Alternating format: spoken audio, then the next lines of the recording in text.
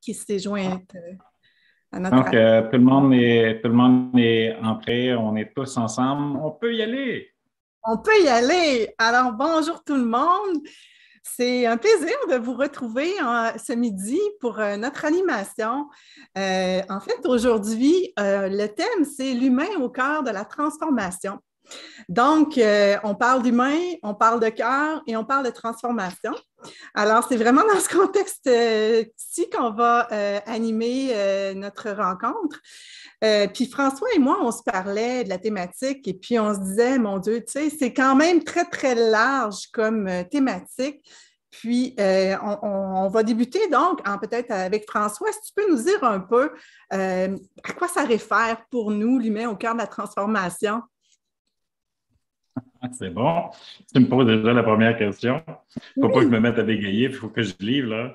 Donc, l'humain, mais je vous dirais que j'en prendrais, puis je te disais cette semaine, Annie, là, il y a une expression qui circule beaucoup, OK? Puis cette expression-là parle de l'humain au cœur du changement, l'humain au cœur de l'entreprise, l'humain au cœur de la transformation. Donc, quand on regarde c'est un aspect qui est hyper important parce que, bon, on entendait tantôt dans les commentaires en préliminaire avant de lancer que là, on est impacté par le changement. Entre autres, si on prend par exemple les visioconférences, les Zoom Meet puis les Team Meet, là, puis tout ce qui est aigu, là, donc les gens sont confrontés à une nouvelle réalité, une nouvelle façon de fonctionner, une nouvelle façon d'opérer, une nouvelle façon de faire. Puis quand on regarde le défi, et un des grands défis que l'entreprise vit actuellement, c'est au niveau de la main-d'œuvre. Donc, d'être attractif, de pouvoir attirer de la main-d'œuvre compétente, de la main-d'œuvre qui est engagée, de la main-d'œuvre aussi qui va venir renforcer les équipes de vente, d'administration, de gestion et autres, mais également d'être capable de retenir, de fidéliser cette main-d'œuvre-là. Donc, c'est un défi qui est très grand. Mais là, on ne parle pas de fidéliser des robots, on ne parle pas de fidéliser de l'intelligence artificielle. Parce que ça, là, on est capable de les programmer, puis ils vont répondre à des demandes, ils vont répondre à des commandes. Donc, au niveau de l'humain, c'est un point qui est très important. Un point qu'il ne faut pas échapper de vue non plus. On entend parler beaucoup de santé mentale. Donc, un grand défi en santé mentale, tant chez les ressources en entreprise que chez les dirigeants, les gestionnaires et les propriétaires d'entreprise. Donc, encore une fois, ce n'est pas une machine qu'on programme, qu'on dit il y a un petit virus à l'intérieur, on va le sortir. Là. Donc, encore une fois, on parle d'humain dans l'essence même de l'être humain et de voir comment on peut travailler, comment on peut intégrer toute cette transformation-là qui prend cours, puis de considérer l'humain à sa juste valeur. Maintenant, pour moi, je fais des pauses régulièrement. Peut-être que certains d'entre vous les voyaient passer là, sur les réseaux sociaux. Mais je n'en faisais un l'autre jour où je disais, mais la COVID, j'aime pas, j'aime pas parler de négatif tellement, mais la COVID, pour moi, il y a deux aspects. Il y a l'aspect de la maladie, où on a une pandémie au niveau mondial, peu importe ce que certaines personnes détracteurs disent, il y a une pandémie mondiale, et c'est le seul sujet, à ma connaissance, qui, dans l'histoire de l'humanité, fait l'unanimité de tous les peuples sur la Terre, peu importe la façon dont c'est géré. Donc, il y a un sujet commun qui est la COVID. Et toujours avec la COVID, au-delà de la pandémie, il y a l'impact, les répercussions au niveau de tous les processus de changement, de transformation et de l'accélération de tous ces processus-là. Mais encore une fois, c'est l'humain qui est au cœur de ça. L'humain, dans son essence la plus pure, la plus ouverte et la plus connectée aux réalités, dû au fait des émotions, dont la peur, dont la terreur que procurent tous ces changements-là. Okay? Encore certaines personnes, suite à cette crise-là, avec les processus de transformation qui sont accélérés, croient encore au Père Noël, croient encore qu'on va revenir avant 2019. On le sait. Il faut se dire les choses, là, vraiment, là, ça ne reviendra pas avant 2019. Donc, je pense que c'est un point qui est important parce que tout ce qu'on vit, là, on peut parler des problématiques, des défis dans le réseau de la santé, l'enseignement, puis on peut faire le tour là, de l'économie sur toutes ces sphères au Québec. C'est l'humain qui est au cœur de tout. Donc, je crois qu'il est hyper important de considérer l'humain dans l'équation. Quand on parle maintenant, puis je vais te repasser la parole, Annie, je ne vais pas prendre toute l'après-midi, c'est un sujet qui me passionne, mais quand on parle de transformation numérique, on parle d'Audi 4.0. Donc, instinctivement, les gens vont penser à technologie. Dans les faits, là, la transformation numérique, là, il y a 3 vecteurs qui sont hyper importants. Il y a un vecteur qui est l'entreprise, les modèles d'affaires qui doivent s'adapter avec tout ces processus-là de transformation puis d'accélération qui ont cours actuellement. Il y a les technologies comme de raison, parce que la transformation numérique, ce n'est pas uniquement de la technologie. Puis le 3e pilier, c'est celui qui fait l'objet de notre sujet aujourd'hui, l'humain. Parce que vous pouvez avoir les 2 autres, sans humain, il n'y aura pas un nouveau modèle d'affaires, puis il n'y aura pas d'implantation puis d'impartition de technologie. Donc, voilà pour ouvrir, Annie, le sujet. Bien, merci beaucoup, François. Puis, en fait, c'est moi, ce qui m'interpelle énormément dans notre titre aujourd'hui, je l'ai dit d'entrée de jeu, l'humain au cœur de la transformation. Qu'est-ce que l'humain souhaite dans la vie? Qu'est-ce qu'il recherche dans la vie? Il cherche du sens. Il cherche à agir avec cœur dans tout ce qu'il fait. Et pour moi, le cœur est essentiel quand vient le temps d'envisager une transformation, dans le sens où on a à amener la transformation dans la vie des gens, que ce soit au niveau d'une entreprise ou comme gestionnaire ou parce qu'on envisage d'aller vers des nouvelles avenues. L'humain qui est nous, comme gestionnaire ou comme leader d'entreprise, les équipes avec lesquelles on doit travailler, on doit les amener avec nous dans la transformation qui est envisagée. Et pour l'humain, ce qui est important, c'est qu'il y ait du sens.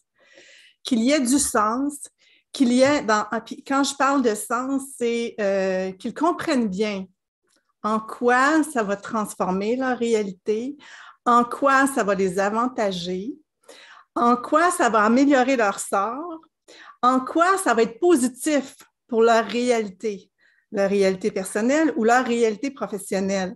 Alors, puis ça, en fait, que ce soit au niveau personnel ou professionnel, quand on cherche une transformation, c'est toujours pour viser un plus grand état de bonheur, un plus grand état de bien-être. Ce qu'on souhaite, c'est toujours améliorer notre sort. Alors, pour moi, donc, quand on parle de cœur, c'est comment on peut faire en sorte de mener une transformation avec cœur. Comment on peut le faire? C'est en considérant les personnes, les gens qui sont autour de nous, les gens avec lesquels on travaille, les personnes qui sont au cœur de notre avancée et de notre transformation. Et puis, comment on peut les considérer? Bien, c'est en allant vers eux, c'est en les considérant, c'est en discutant avec eux, c'est en voyant, dans un contexte de transformation, quel serait leur positionnement? Est-ce qu'ils seraient à l'aise? Est-ce qu'ils comprennent bien le sens vers lequel on tend? Est-ce que la communication qu'on en fait est suffisamment efficace pour que tout le monde adhère à la transformation qu'on souhaite? Est-ce qu'on donne les bons messages et est-ce qu'on améliore la situation des gens ou au contraire, on les amène dans un cercle d'inquiétude, de mal-être, d'appréhension, de peur, de crainte? Alors, c'est vraiment important quand on est propriétaire d'entreprise, gestionnaire d'équipe, ou qu'on envisage des transformations personnelles au niveau de sa carrière. À quoi j'aspire? Puis comment je vais construire ma transformation en agissant avec mon cœur, en agissant avec tout ce que je veux, puis ce que j'aspire qui est pour le mieux-être, mon mieux-être et le mieux-être de tous. Donc, je ne sais pas si, François, tu avais à ajouter à ça. Je suis sûre que tu as quelque chose à dire là-dessus. Très certainement. Mais avant de rajouter des choses là-dessus, je vous invite tout le monde parce que, bien entendu, on vous partage, montre des notions, des réflexions, des perceptions aussi qui sont personnelles. Certainement que vous-même avez des perceptions, vous-même voyez peut-être une réalité différente de celle qu'on est en train de vous exposer. Donc, libre à vous de poser des questions, d'interagir, de nous arrêter, puis même de nous contredire, ça va nous faire plaisir. Donc, Et je reviens là, je partageais à Annie cette semaine une expression là, qui revient régulièrement dans notre vocabulaire québécois, puis ça revient sur toutes les lèvres. Donc, on entend parler d'une phrase cliché, là, de remettre l'humain au cœur de l'entreprise. Donc, remettre l'humain au cœur de l'entreprise, puis si on s'amuse à décortiquer cette phrase-là. Donc, si on parle de l'humain, comme tel. Je vais revenir à remettre après. Mais l'humain, là, on ne parle pas, comme je disais tantôt, de robots, de mécanisation, d'automatisation. Donc, on parle d'un être qui a des besoins, qui a des désirs, qui a des forces, qui a des faiblesses. Donc, ça, c'est l'humain. C'est l'essence de tout humain. Maintenant, bien, si on parle de centre, au centre de l'entreprise, bien, dans mon livre à moi, quand on parle de centre, là, on parle vraiment du cœur. Donc, au cœur même de l'entreprise, on veut créer un espace, un sentiment d'appartenance, puis de faire en sorte que l'entreprise puisse se construire, se développer sur des piliers solides, parce que la technologie, on peut la remplacer assez facilement. L'intelligence artificielle, on peut l'intégrer, puis on peut en sortir. Mais l'humain, là, dans une perspective en plus de rareté de main-d'œuvre, OK, c'est un petit peu différent. Donc, l'entreprise, on parle d'une infrastructure qui est statique ou encore d'une infrastructure virtuelle parce qu'il y a des entreprises virtuelles. Mais l'entreprise n'a pas de vie comme telle dans le cas où il n'y a pas d'humain à l'intérieur. Une entreprise sans humain, OK, je n'en connais pas qui fonctionne d'elle-même sans qu'il y ait de la programmation, même quand on est dans le virtuel, sans qu'il y ait de la programmation, puis qu'il y ait des personnes qui viennent interagir pour faire en sorte que cette entreprise-là puisse être fonctionnelle. Le mot remettre. Le mot remettre, pour moi, ça signifie que là, il y avait des humains à un moment donné à l'intérieur de l'entreprise. On les a exclus, puis là, on est en train de les ramener. Donc, si on remet, ce n'est pas mettre les humains à l'intérieur de l'entreprise, au cœur de l'entreprise, c'est les remettre. Donc, on a eu une vague.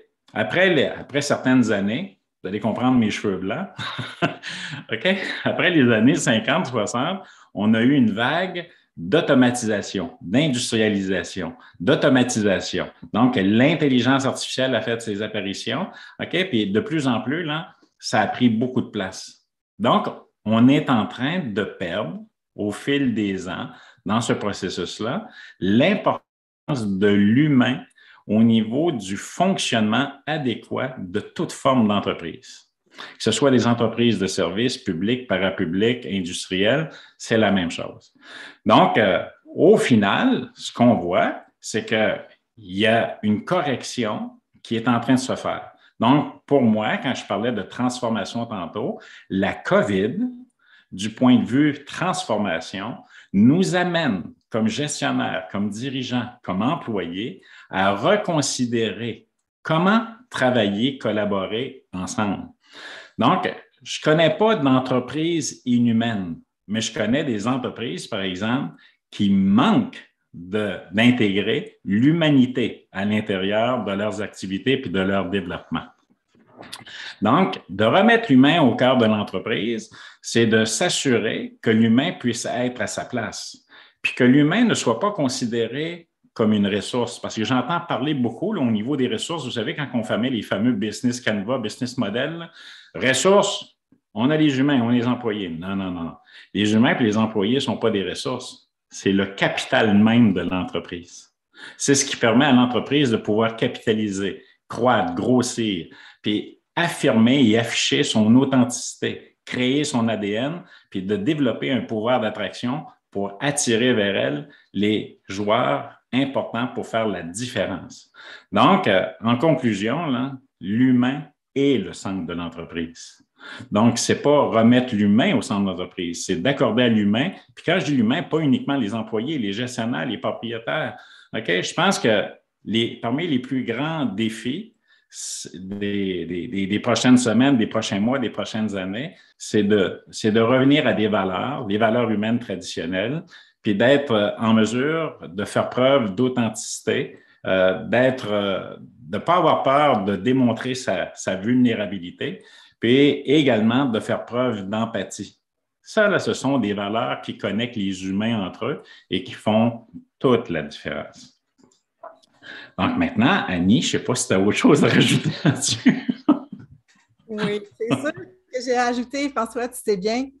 En fait, bon, vous savez, plusieurs le savent déjà, j'ai été leader dans le réseau de la santé et des services sociaux pendant plusieurs années. Et moi, je fais une distinction entre leader et gestionnaire. Le gestionnaire est une personne qui donne des orientations, qui connaît des objectifs, qui dirige. Le leader est celui qui agit avec son humanité, son cœur, son authenticité, ses valeurs humaines et qui travaille avec les talents. Donc, tu parlais tantôt, François, des ressources. Ben moi, je parle de talent. Et quand on parle de talent, ça amène le côté humain, ça amène le côté de la personne qui est derrière le talent. Donc, pour moi, c'est intégral. Alors, moi, je gérais beaucoup de talents. Et dans ce qui me différencie pour moi le rôle du leader versus gestionnaire, c'est que le leader agit avec son cœur. Le leader est celui qui va s'intéresser aux personnes, qui va s'intéresser à l'avancée de chacun, que ce soit de façon individuelle, qui va s'intéresser à savoir quels sont leurs souhaits de suite, à quoi ils aspirent professionnellement et à quoi ils aspirent aussi personnellement, pour être en mesure de le considérer dans les décisions de gestion qu'on prend par la suite. Pour moi, être une gestionnaire, une leader d'équipe, c'était de m'intéresser énormément à mes gens. Je faisais vraiment attention à connaître chaque individu de mon équipe et rapidement quand j'entrais en fonction pour savoir, OK, professionnellement, qu'est-ce qu'ils ont accompli, en quoi ils ont été formés, qu'est-ce qu'ils ont accompli, quel a été leur parcours, mais aussi personnellement, qu'est-ce qui les habite, c'est quoi leur réalité personnelle, est-ce qu'ils ont des enfants, est-ce qu'ils n'en ont pas, parce que pour moi, ça constituait la personne avec laquelle j'allais avoir à travailler. Et de m'intéresser à ça me permettait justement souvent d'avoir l'information dont j'avais besoin quand, à un moment, il y avait peut-être un enjeu au niveau de la prestation de travail. Alors, ça me permettait justement de pouvoir peut-être questionner et mieux accompagner mes gens par la suite. Pour moi, être une gestionnaire, une leader d'équipe, c'était aussi d'être présente 10 minutes avant les réunions de direction que je faisais, pour entendre ce qui se disait autour de la table. Quelles étaient les préoccupations des gens? Est-ce qu'il y a des enjeux dans le travail? Est-ce qu'il y a des enjeux personnels qui amènent un impact sur la capacité de mes travailleurs? Gérer des talents, c'était aussi à des moments quand je vivais des situations où la prestation n'était pas à la hauteur des attentes que j'avais comme gestionnaire pour atteindre les objectifs fixés, discuter avec la personne, écoute, voilà, présentement, ta prestation de travail ne répond pas, tu n'es pas rendu à l'endroit où tu aurais dû être présentement. Qu'est-ce qui se passe? Est-ce que tu te sens outillé pour jouer ton rôle? Est-ce que tu te sens appuyé pour jouer ton rôle? Est-ce que tu as l'impression que je pourrais t'aider d'une quelconque façon? As-tu besoin de formation? As-tu besoin que je mette quelqu'un pour travailler avec toi dans cette sphère-là du travail que tu as livré? Parce que pour moi, c'était ça, accompagner mes gens. Je me voyais. Mon rôle de gestionnaire est un rôle d'accompagnatrice, donc de mettre en place les leviers qui vont permettre aux talents de se développer et d'être à leur meilleur. Donc, c'était ce que je voulais ajouter parce que l'humain au cœur de l'organisation, c'est l'humain qui permet à l'organisation d'exister en effet, mais c'est aussi l'humain qui donne la réputation à l'organisation. Et ce qui a été vraiment important dans les derniers rôles de gestion que j'ai eus, puis c'était pendant la période, la pénurie de main-d'œuvre qui était déjà commencée. Donc, si je parle de mes dernières fonctions, 2018-2019 jusqu'à 2021, j'ai quitté en 2021. Ce qui a fait ma force, c'est que c'était mes employés qui recrutaient pour moi. Alors, j'ai eu énormément d'embauches reliées au fait que mes employés avaient des connexions avec des gens, puis finalement, ils les mettaient en lien avec moi pour que je puisse les embaucher. Alors, ça a été ma force, ça a été un de mes succès, ça. Donc, la pénurie de main-d'œuvre qu'on vit à l'heure actuelle est réelle. Il manque de personnel pour jouer les rôles et les fonctions qui existent sur le marché du travail actuel. C'est donc important de réaliser que d'agir sur les gens qui sont déjà au sein de notre organisation peut faire une différence majeure pour maintenir, mais également pour maintenir les talents, donc au niveau de la rétention, mais également pour capter l'intérêt de d'autres travailleurs, parce que ce qu'on veut, c'est attirer encore plus de talents quand on est un gestionnaire qui a des besoins. On veut que les talents soient présents autour de nous pour permettre la construction de notre entreprise et notre développement. Alors ça a été vraiment un levier puissant que j'ai eu comme gestionnaire. Puis, ce qui est important de réaliser, puis dans le fond, ce que j'aimerais que vous reteniez aujourd'hui, principalement comme message, c'est quand on agit avec cœur comme gestionnaire en entreprise, qu'on agit avec humanité, qu'on fait preuve de courage managérial, qu'on reconnaît qu'on fait parfois erreur, puis qu'on reconnaît les erreurs qu'on fait devant tout le monde, puis qu'on dit, écoutez, je me suis trompée. Je pensais que c'était la direction qu'il fallait prendre, mais finalement, ça n'a pas marché. On s'en parle, puis qu'est-ce qu'on fait? Comment on pourrait y arriver mieux? C'est de travailler avec ces gens, c'est les consulter, c'est les considérer. Puis peut-être que, je l'ai mentionné quelques fois, hein, ma force a été peut-être le fait que j'ai pas été formée en santé, j'ai été formée en administration, mais j'ai géré des programmes de santé avec des gens en santé, mais ça m'a obligée à me tourner davantage vers mes gens, à travailler avec eux, puis les accompagner davantage. Donc, voilà, François, je ne sais pas, après ça, j'aimerais ça revenir avec un exemple personnel sur ce que je vous mentionne aujourd'hui. Donc, François, je ne sais pas si tu avais ajouté à ça. Écoute, ce que je dirais à ce moment-ci, j'ai vu passer quelques petites notes sur le chat. Donc, Joanne qui parle d'être plus mieux. Valérie qui nous dit le leader qui inspire. Puis j'aime ça, cette image-là, Valérie, que tu soulèves, parce que moi, je parle qu'il y a le leader qui inspire, puis il y a le leader qui aspire. Donc, il faut choisir son modèle de leadership. Absolument. Et Joanne qui nous parle, bien entendu, du gestionnaire qui peut intégrer le leadership, là, puis la gestion et la résolution de problèmes. Donc, à ce moment-ci, je vous dirais, est-ce qu'il y a des personnes vous avez des questions ou des commentaires ou de l'information en complémentaire que vous voulez apporter? Non? Peut-être juste un commentaire. Bon. Joanne et Valérie, je crois. Joanne. On aurait plein de commentaires, j'imagine. Juste la différence entre les fonctions d'un leader et d'un gestionnaire, moi, j'ai toujours pensé qu'on peut faire les deux. C'est possible d'être un gestionnaire avec un leadership fort. Et par contre, c'est beaucoup plus. On ne peut pas être un leader gestionnaire dans le sens où si je n'ai pas l'autorité pour le faire, à ce moment-là, je ne pourrais pas faire appliquer ce que je demande, mais je peux attirer beaucoup de monde, je peux faire beaucoup de choses. Fait que j'ai toujours aspiré à être un gestionnaire avec un leadership fort pour être capable d'avancer.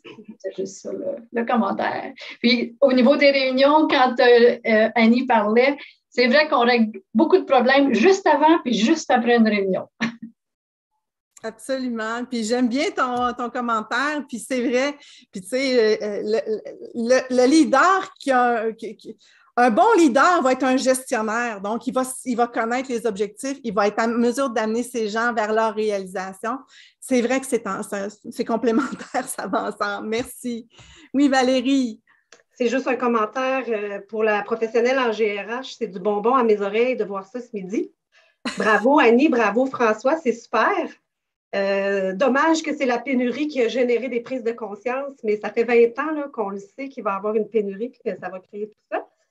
Mais la gestionnaire et la chef d'entreprise est bien consciente aussi de l'enjeu de mettre l'humain au cœur de son entreprise. Donc, je sais que ce n'est pas toujours évident. Je voulais juste vous dire que c'était la réflexion là, que j'avais eue aujourd'hui. Donc, merci. C'était super. Merci, Valérie. Merci Valérie. C'est important. Puis écoute, tu touches un point également. Là, tu dis, ben écoute, ça fait 20 ans que ça circule puis qu'on en parle, et même plus. Dans une vie passée, j'ai fait du syndicalisme. Il y a plus de 25-30 ans passés. Donc, effectivement... Ça a été nécessaire. Oui, mais C'est ça, mais effectivement, je n'en parlais à l'époque. On était là-dessus. Mais écoute, selon les chiffres qui nous sont fournis, entre autres par la Fédération des chambres de commerce, Fédération canadienne d'entreprises indépendantes, on est dans une situation de pénurie de main-d'œuvre pour les 20 prochaines années. Donc, je pense que c'est important parce que, tu sais, le point que tu viens de soulever, Valérie, ça me fait allumer d'autant plus de l'importance et de l'urgence d'agir maintenant parce que ce n'est pas demain que la situation va se résorber. Donc, je dirais même, François, que dans certains domaines, il est déjà trop tard.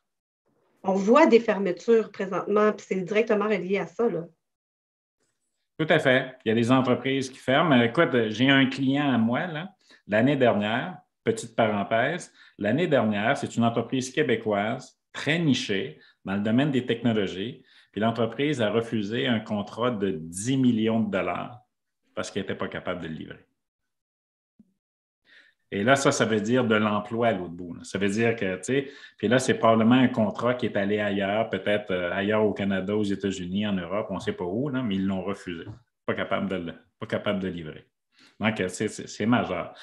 Fait que je pense qu'il y a une conscience à prendre là-dedans. Puis, je pense qu'il y a une importance également de shaker les colonnes du temple, de shaker les pommiers, là, de shaker les colonnes du temple. Puis, il y a certains leaderships là, qui datent, selon moi, puis peut-être vous n'aimerez pas mon langage, mais de l'époque préhistorique. Donc, il y a encore des dinosaures sur cette planète, puis il y a des choses à faire pour changer des mentalités, d'amener de l'adaptation. Et aussi, mais dans ce qu'on vient de discuter, entre autres avec Joanne et Valérie, bien, je pense que c'est important que, tu sais, si je suis plus leader que gestionnaire, de m'entourer des bonnes personnes, puis de m'assurer que chacun est dans le bon rôle pour favoriser. Si je suis un développeur, si je suis un viking en moi, puis que j'ai le goût là, d'aller au front, puis bon, d'aller chercher des mandats, puis de vendre mon entreprise, mais que je ne suis pas nécessairement un bon gestionnaire, mais c'est d'avoir les bonnes personnes sur les bons fauteuils, puis de s'assurer que tout ça fonctionne. Puis, des histoires, là, je pourrais vous en partager, mais je n'entends là, vraiment, là, c'est ahurissant. Là. Puis des histoires d'horreur, des fois. On est dans un contexte où on a besoin de combler des postes, puis on a des personnes qui interagissent de façon très maladroite avec leur capital humain. Donc, je pense que ça, c'est hyper important. Annie? Oui, merci François. Donc, ben oui, c'est ça. Je voulais partager un exemple qui m'est professionnel, en fait, que j'ai eu à vivre au cours de ma carrière. À un moment, on est venu me chercher, connaissant justement mes habiletés en gestion de talent et d'équipe à défi. Et lors de ma première journée d'entrée en fonction, mon patron me convie à une rencontre avec deux de mes employés. C'était ma première journée. Ma venue, mon arrivée avait été à peine annoncée. J'arrive donc et je suis conviée à cette rencontre-là avec deux de mes employés. Je rentre, puis en fait, moi, quand j'arrive en fonction, j'aime bien m'intéresser à ce qui est là, mais pas tant. Donc, qui sont mes gens, qui sont mes équipes? Alors, j'avais entendu parler un peu des employés qui devaient être conviés, qui étaient conviés à cette rencontre-là, mais je n'ai pas d'idée préconçue sur qui ils sont, même si j'entends des choses. Alors, je me présente là et c'est un homme et une femme, mes employés. La femme, elle rentre dans la rencontre et d'entrée de jeu, elle dit, elle n'a pas d'affaires ici, elle. Elle étant moi. Le poste n'a pas été affiché, elle n'a pas d'affaires ici. Qu'est-ce qu'elle fait ici? Elle n'a pas d'affaires ici. Alors, on est supposé parler d'un sujet qui relève de ma direction ensemble. Je la regarde, je l'écoute, je ne fais rien parce que je me dis, je ne sais pas qu'est-ce qu'il y a derrière son commentaire.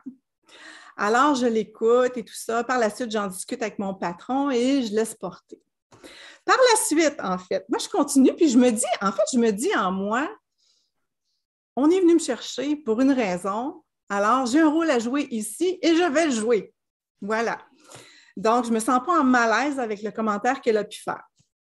Dans les semaines qui suivent, à chaque semaine, j'ai des rencontres de direction avec l'ensemble de mon équipe. Il y a 20-25 personnes autour de la table. Et elle est toujours présente, cette belle employée-là.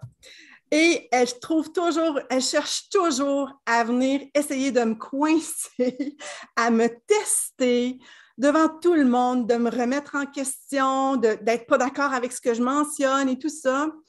Et devant tout le monde, j'agis toujours avec respect, intégrité. Je la considère au même titre que les autres et je reviens plus tard avec les réponses que je ne suis pas capable de donner sur place. Cette employée-là, elle fait preuve d'énormément de résistance, de réticence. Mais après ça, j'apprends un peu plus à son sujet. Elle a vécu énormément de transformations. Il y a eu beaucoup de restructuration dans la direction. Elle en a été victime. Elle, ça fait 14 ans qu'elle est dans la direction. Ça fait 14 ans qu'elle vit ça. Donc, je ne suis pas la première gestionnaire nouvelle qu'elle a dans sa vie et elle est tannée de ça. Mais en même temps, c'est une ressource tellement importante de la direction. Elle n'est pas fine avec moi. La majorité du temps, elle n'est pas fine avec moi. Mais je continue à être celle que je suis, c'est-à-dire une gestionnaire intègre qui compte sur son talent. Je finis par l'avoir avec moi à un moment parce qu'elle voit que je la considère de façon continue, que je m'intéresse à ce qu'elle fait, je m'intéresse à ses compétences, qu'elle a un apport exemplaire aux travaux de la direction que j'ai. Donc, pour moi, c'est essentiel que je finisse par l'amener avec moi.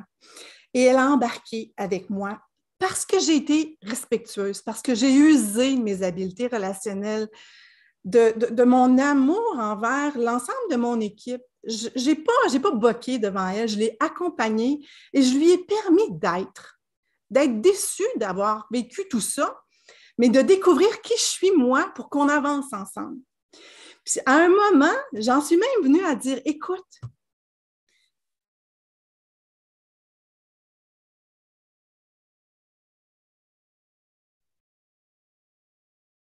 Annie est gelée.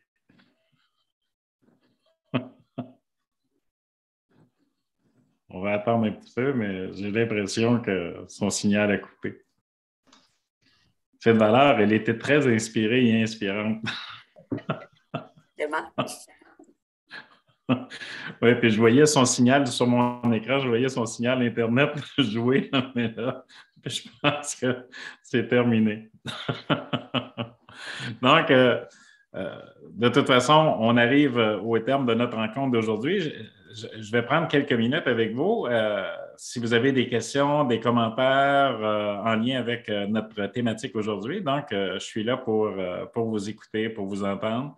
Ou encore, bien, dans le cas où vous êtes très satisfait et très heureux, bien, peut-être me mettre un petit pouce, un petit like ou une note sur le chat pour mentionner votre appréciation. Là, ça fait partie de nos bonbons, de nos récompenses. Ah, c'est bon. Bien, merci pour les applaudissements. C'est apprécié. Excellent. Donc, est-ce que vous avez, en terminant, questions, commentaires ou des choses d'autres à ajouter? Peut-être juste une note, tu sais, mettre l'humain au cœur des entreprises, puis tout ça, pour avoir travaillé dans le milieu de la santé pendant quelques années, je ne dirais pas combien, parce que là, vous allez voir des cheveux blancs pousser. Depuis le début que je travaille, on a toujours dit on va mettre le patient au cœur des soins, on va mettre l'humain au centre. Et ce qui me trouble, c'est qu'on parle encore de ça aujourd'hui, en 2022. Moi, il me semble qu'on fait toujours la roue, c'est des pratiques essentielles, là. Mais comment ça se fait qu'on n'arrive pas à centrer l'humain dans nos entreprises? C'est une très, très, très bonne question. Je te dirais, mais je me permets de tutoyer, Joanne. Oui, c'est je permettrais de dire que ça mériterait qu'on prenne 1 heure sur cette question-là, sur le sujet.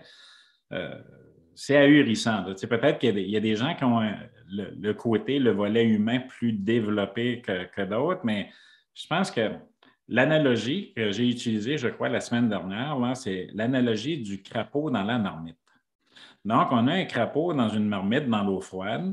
On met la casserole sur la cuisinière, puis on ouvre la chaleur, puis l'eau commence à chauffer tranquillement. Le crapaud, la grenouille, dans l'eau froide, elle est bien, puis elle reste là. Et au fur et à mesure que l'eau se réchauffe, elle devient paralysée. Puis elle est omnibulée, puis elle ne peut plus sauter, puis elle finit par cuire dans la marmite. Donc, dans ma lecture à moi, à partir des années 60-70, c'est intégrer une culture de performance. pas seulement au Québec, partout dans le monde, une culture de performance. On a augmenté performance, performance, performance, performance, performance, et on en est venu à être désaxé sur l'aspect de la relation à l'intérieur de tous les modèles d'affaires. Donc, ça a été dérouté. Puis là, c'est comme la marmite là, qui est à l'eau bouillante, là, puis là, on est en train de s'apercevoir qu'on est en train de cuire dedans. Je lisais un article cette semaine, puis je trouvais ça très pertinent. C'était sur les affaires. Puis l'article disait « La croissance économique du Québec va passer par une restructuration puis une réorganisation du réseau de la santé. » Parce que tant qu'on n'a pas réglé la problématique du réseau de la santé, on va continuer de ralentir la croissance puis le développement économique du Québec. Je disais, wow, OK. Là, il y a un journaliste qui a compris quelque chose à quelque part. Là. Ils sont pas tous omnibulés par ce qui arrive. Mais je pense que c'est un élément là, qui est vraiment important. Donc, je retiens... Oui, vas-y. Il y a peut-être juste un autre élément à considérer aussi, c'est le contexte démographique. Oui. On est dans un contexte démographique où on a de moins en moins de jeunes pour prendre les relèves et où on ne tient pas compte du contexte des aînés qui pourraient aider au niveau des emplois de travail. Et si on ne tient pas compte de ça, je veux dire, c'est sûr qu'il va manquer du monde. Là. Ça se calcule, c'est facile à calculer qu'il va en manquer. Là. Plus en plus, ils sont tous malades, mais là, on les danchenoute. Oui, puis écoute, il y a beaucoup de modèles dans le monde qui existent où, au lieu de prendre des personnes qui arrivent proches de la retraite puis de les mettre au rencard, on va faire bénéficier de l'expérience, de l'expertise, d'avoir des systèmes de mentorat qui sont mis en place. Mais tu sais, on a besoin de se regarder le nombril quand je dis on, là, ici au Québec, là, puis s'inspirer de d'autres modèles puis de vraiment s'adapter. Tout à fait. Annie est revenue. Annie, on est rendu à la fin. Là. Il y a des devoirs à donner, Annie. Il y a rendu devoirs. Alors, allons-y aux devoirs. Je suis désolée, mon Internet a crashé. Donc, les devoirs. On a des questions pour vous, en fait, pour travailler un peu la réflexion, vos réflexions sur la thématique d'aujourd'hui. Quand on m'impose, comment je me sens, pardon, la première question, c'est comment je me sens lorsqu'on m'impose un changement dans ma réalité personnelle ou professionnelle. Donc, ce qu'on veut par cette question-là, c'est vraiment créer votre introspection et découvrir en vous à quoi ça vous amène, dans quel état ça vous met. La seconde question, c'est comment j'aimerais qu'on agisse avec moi pour me permettre d'être plus à l'aise pour accepter la situation. Alors, comment j'aimerais qu'on me traite, comment j'aimerais qu'on agisse, comment moi, je souhaiterais être traitée. Puis, par la troisième question, qu'est-ce que je fais pour agir sur une situation dans laquelle je ne me sens pas bien, dans laquelle je vis une transformation que je souhaite pas ou que je questionne? Alors, cette dernière question-là, c'est vraiment pour être en mesure de découvrir, si on souhaite faire une transformation dans mon milieu de travail, comment je vais en discuter avec mon gestionnaire, de quelle façon je vais me positionner, en quoi je vais m'ouvrir ou qu'est-ce que je vais pouvoir partager. Puis c'est important, en fait, même d'avoir cet échange-là avec l'organisation pour dire, voilà, moi, je vois ça de telle façon, j'ai telle crainte. Est-ce que je dois m'inquiéter ou est-ce que ça a déjà été réfléchi? Puis éventuellement, ouvrir la porte également pour que vous puissiez être considéré. Est-ce que vous m'entendez? Ça va, oui. C'est bon, je vois que je suis figée. Donc, que vous puissiez être considéré dans la transformation. Alors, voilà, c'était les devoirs. C'est bon. Donc, je vous laisse là-dessus, tout le monde. Sur l'invitation d'aujourd'hui, vous avez vu, il y a des liens. On a une page Facebook qui s'appelle « Change ta réalité ». Vous pouvez nous suivre sur LinkedIn aussi ou encore via ma page YouTube. Vous avez même tout le matériel parce qu'on est rendu à notre 10e session, je pense, aujourd'hui, 10e webinaire. Donc, vous avez tous les webinaires passés sur des thématiques différentes. Dans le cas où ça vous tente, vous y avez accès.